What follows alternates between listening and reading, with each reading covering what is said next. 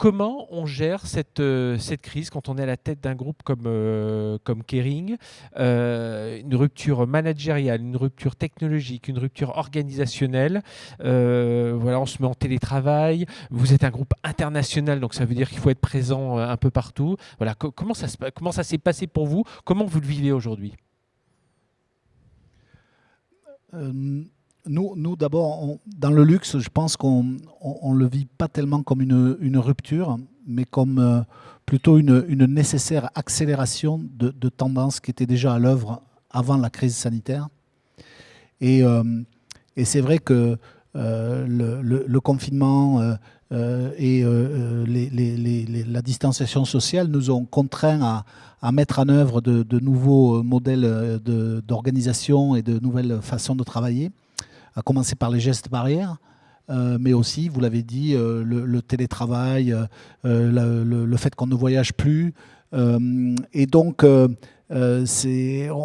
a dû s'adapter, on a dû sortir des sentiers battus, sortir de nos zones de confort.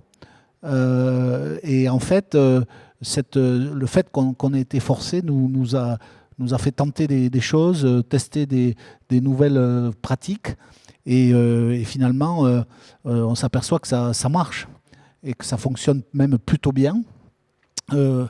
Et donc, ce qu'on se dit, c'est que au sortir de la crise sanitaire, on va quand même garder un certain nombre de ces nouvelles pratiques auquel on va rajouter ce qui a été dit tout à l'heure, la dimension lien social et cohabitation qui sont absolument clés. Et donc, pour nous, c'était vraiment important de tenir compte de ça. C'est quelque chose aussi où on s'est rendu compte que il fallait qu'on tienne compte des fragilités des collaborateurs, qu'elles soient professionnelles ou personnelles. Et donc, parfois, on relève un mal-être, un vrai malaise auprès des équipes. Et donc, on a tout au long de l'année 2020, et on continue de le faire, on a renforcé cette préoccupation ce lien, cette proximité avec les équipes, avec les collaborateurs. Après, on a eu dans la mise en œuvre de tout ça, on s'est donné quatre points d'attention majeurs. D'abord, c'est qu'on n'a pas voulu avoir une approche one size fits all. On a réalisé que certains métiers se prêtaient davantage aux horaires décalés ou au télétravail ou autre. Par exemple, dans les studios de création, c'est très compliqué d'imposer le télétravail.